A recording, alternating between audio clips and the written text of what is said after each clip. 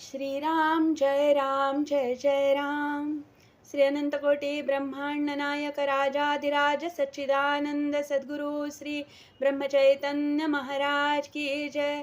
जय जय रघुवीर समर्थ. श्रीराम. श्री ब्रह्मचैतन्य गोंदवलेकर महाराज प्रवचन 23 जुलै. आधी श्रद्धा, मग कृती, नंतर अनुभव.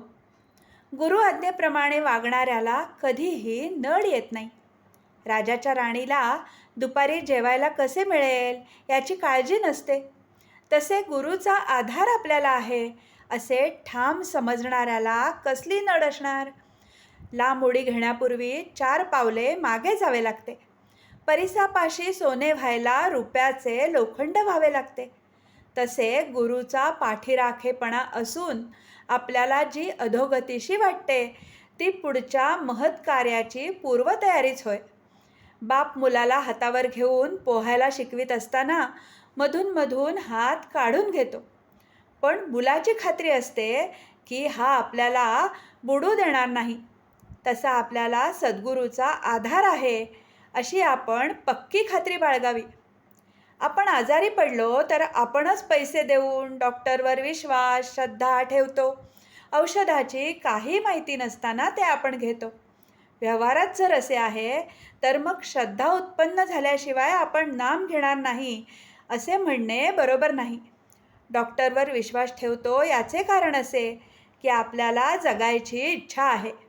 तसे भगवंताच्या प्राप्तीची तळमळ असेल तर मनुष्य त्याचे नाम घेतल्याशिवाय राहणार नाही. आधी श्रद्धा, मग कृती आणि नंतर कृतीच्या फलाचा अनुभव असा व्यवहाराचा नियम आहे. परमार्थामध्ये आपण त्याच मार्गाने जावे. व्यवहारात तुम्ही एकमेकांवर जेवढी निष्ठा ठेवता तेवढी जरी भगवंतावर ठेवलीत तरी भगवंत तुम्हाला खात्रीने समाधान देईल. आगगाडीत ड्रायव्हरवर विश्वास ठेवून आपण स्वस्थ झोप घेतो, त्याचप्रमाणे भगवंतावर श्रद्धा ठेवून काळजी न करता आपण स्वस्थ राहावे. ड्रायव्हरपेक्षा भगवंत नक्कीच श्रेष्ठ आहे. परमार्थात अंधश्रद्धेची मुळीच गरज नाही, पण तिथे श्रद्धेशिवाय मात्र मुळीच चालायचे नाही. सांगणारा कसाही असला तरी ऐकणाऱ्याची जर खरी श्रद्धा असेल तर त्या श्रद्धेनेच त्याच्या अंगी पात्रता येईल. संतांच्या सांगण्यावर पूर्ण श्रद्धा ठेवावी. अशी श्रद्धा असणे ही फार भाग्याची गोष्ट आहे. खरे म्हणजे अशी श्रद्धा ज्याला लाभली तो लवकर सुखी झाला. आज आपल्यापाशी ती नाही, तर निदान आपण स्वतःशी प्रामाणिक बनूया. आधी पुष्कळ चिकित्सा करून आपले ध्येय ठरवावे, पण एकदा ते ठरले की मग निश्चयाने आणि श्रद्धेने त्याच्या साधनात राहावे.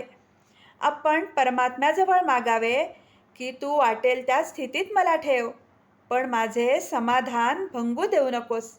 माझा मीपणा काढून टाक. तुझा विसर पडू देऊ नकोस. मला अमुक एक तुझ्याजवळ मागावे अशी इच्छा देऊ नकोस.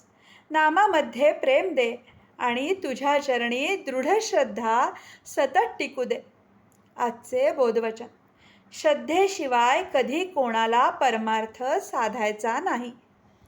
जानकी जीवन स्मरण. जय जय राम.